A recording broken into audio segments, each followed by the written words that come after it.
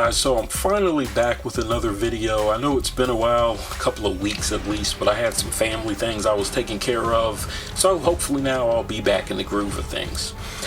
Before we get into today's review though, I do want to mention that the next giveaway will take place at 1,000 subscribers, and stay tuned for what I will actually be giving away. I think you'll find it pretty exciting. So if you're not subscribed to my channel, I highly encourage you to go ahead and hit that subscribe button for me. If you are subscribed, hit the like button. The like button, in case you guys wonder why YouTubers ask you to hit that, it's because it helps the video get more views. So if a lot of people like a video, then the chances are YouTube will help promote that video more, and it helps us build our channels and just get more views. So in case you guys were ever wondering, not just for me but for other YouTubers as well, that's why we ask you guys for that type of support. Being a YouTuber is a hobby for me, but it's also pretty time consuming, so only takes a couple of seconds to subscribe and like. So if you guys don't mind, do that, and at 1,000 subs we'll be doing the next giveaway.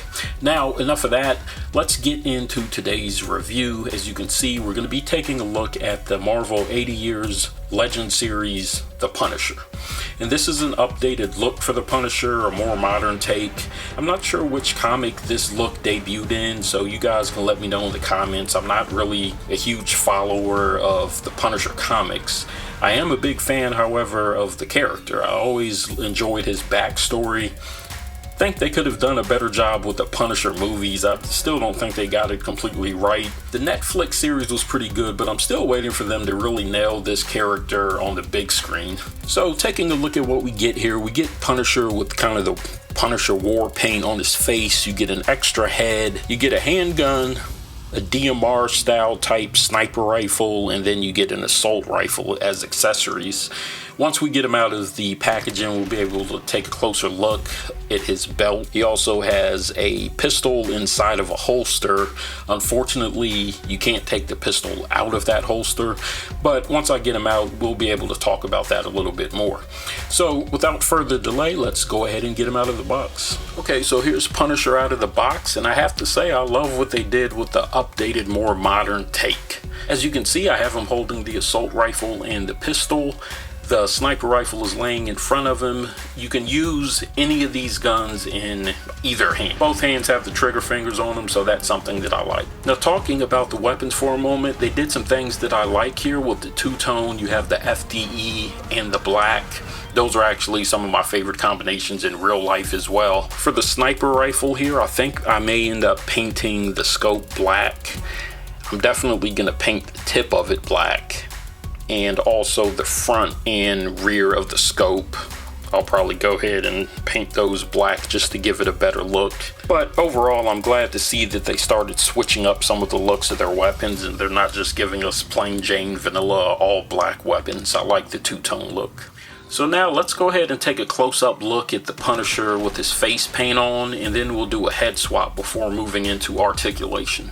Alright, so taking a look at the default face here, you can see that he has the Punisher logo painted on his face, and looks really good. I like it. It extends to the side, so it doesn't cover his whole face, it's only the front. As you can see, the line right there coming down. Not sure if you can see it or not, but my figure has a little bit of extra plastic right there under the ear, but I should be able to use an X-Acto knife and get that scraped off, so not a huge deal. One thing to note too is the hairstyle on this figure. He has it slicked back, and you don't really get any highlights or anything in the hair, so it's mostly black. Mine has a little bit of the flush tone creeping through, but I can again go over that with some black paint and touch it up if I want. And we've seen this before where he has the little piece of hair dangling down the front on his forehead. So now let's go ahead and swap out to the alternate head. Okay, so now we have the alternate head for the Punisher. In this case, he's wearing the gray bandana, and we've seen this head come with a few different figures. I believe the Vintage Wave Punisher came with this head, and also the Walgreens exclusive, if I remember correctly, although those did have a different color bandana. And I'm not sure, because I don't have them with me, if the shading on the hair is the same and if his beard is the same. But in terms of him just wearing a bandana, we have seen that before. Unfortunately, I just don't have the other two heads to do a direct comparison, so you guys can let me know in the comments if this is in fact the same head. One thing I found interesting though was the detail in the hair is a bluish color. That doesn't really bother me that much because it's probably been portrayed that way at some point in the comics, but some people may have a problem with it. So even though we've seen this look before, when I put it on the figure, I actually like the way it looks. And I'll zoom out a little bit here. So initially when I saw him with the default head, I was like, that's the head I'm using. I don't think the other head's gonna really look all that good on him, but it looks better than I thought it would. So you do have options of switching out. I think I'm still going to start out anyway displaying him with the painted face, but there may be occasions where I switch him out to this bandana. Maybe if I have him posed riding a motorcycle or something like that. So now let's talk about paint detail and articulation. Okay, so for articulation, you get bicep swivel, double jointed elbows, his hands swivel and pivot. You get thigh swivel, double jointed knees, ankle pivot.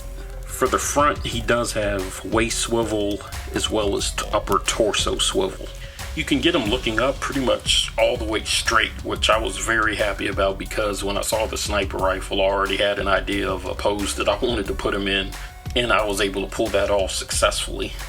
And you can get him looking down pretty much all the way as well. So we've seen this with other characters, and the Punisher is essentially wearing what amounts to be a vest. So if you pop one of the arms off, you would be able to slide this off. However, this is a lot more rigid than other vests that I've seen in the past, and I think that's because they mean this to be a jacket, an all-in-one piece, so it's not really meant to be removed like a vest would be.